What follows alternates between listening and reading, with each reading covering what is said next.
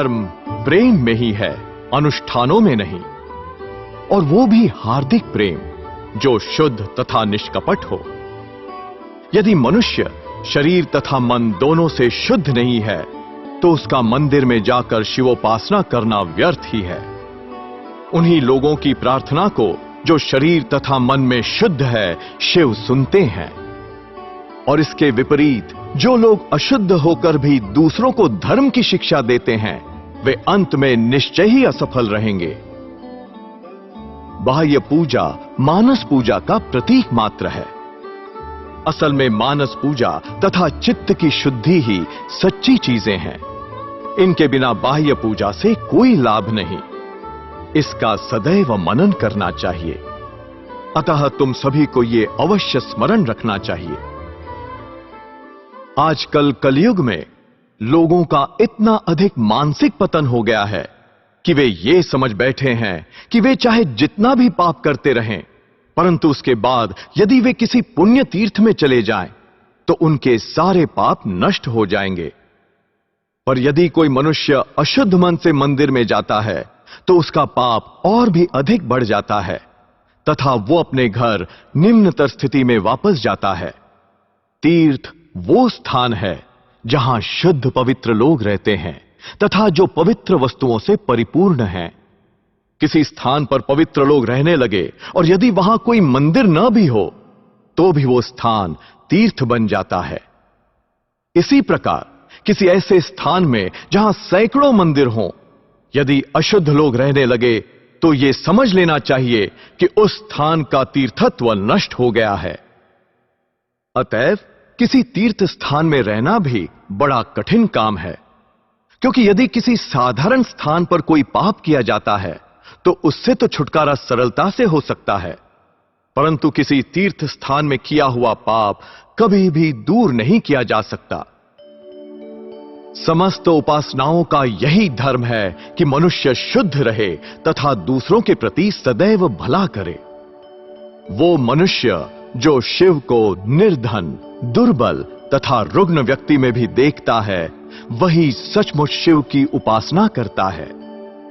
परंतु यदि वो उन्हें केवल मूर्ति में ही देखता है तो कहा जा सकता है कि उसकी उपासना अभी नितांत प्रारंभिक ही है।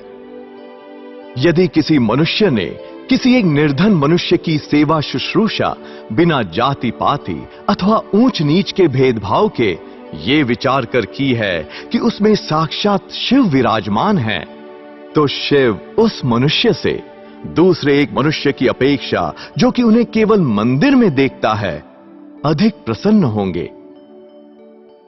एक धनी व्यक्ति का एक बगीचा था जिसमें 2 माली काम करते थे। एक माली बड़ा सुस्त तथा कमजोर था, परंतु जब कभी वो अपने मालिक को आते देखता तो झट उठकर खड़ा हो जाता और हाथ जोड़कर कहता, मेरे स्वामी का मुख कैसा सुंदर है, और उसके सम्मुख नाचने लगता।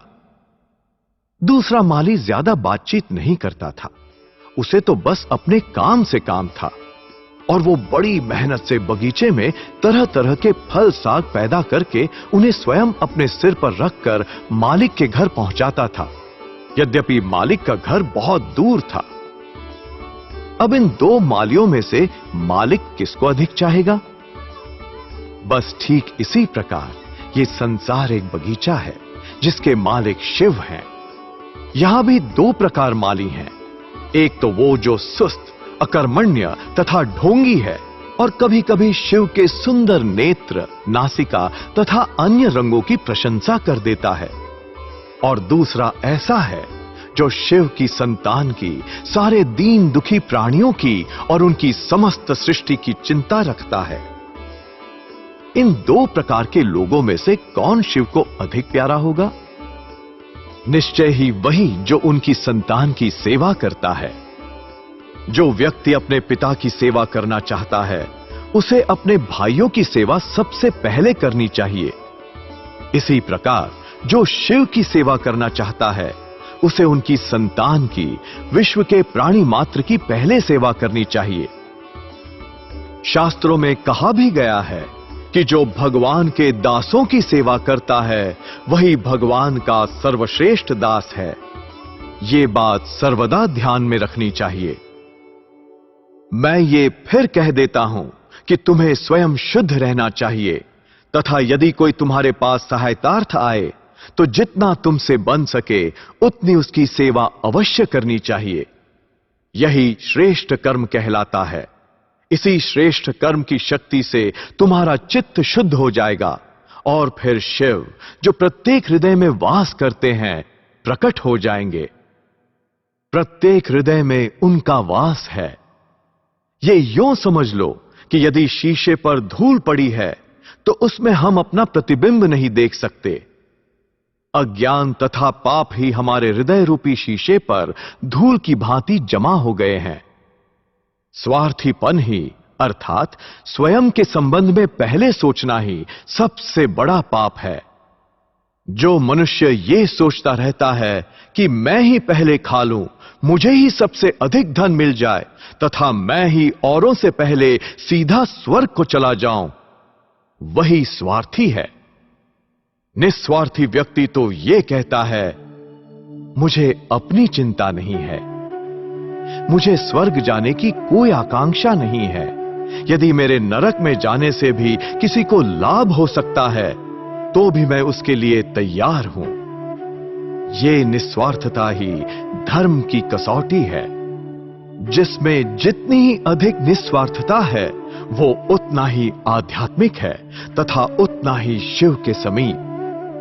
चाहे वो पंडित हो या मूर्ख, शिव का सामीप्य दूसरों की अपेक्षा उसे ही अधिक प्राप्त है, उसे चाहे इसका ज्ञान हो अथवा ना हो। परंतु इसके विपरीत यदि कोई मनुष्य स्वार्थी है तो चाहे उसने संसार के सब मंदिरों के ही दर्शन क्यों न किए हों, सारे तीर्थ क्यों न गया हो और रंग भभूत रमाकर अपनी शक्ल चीता जैसी क्यों न बना ली हो, शिव से वो बहुत दूर है।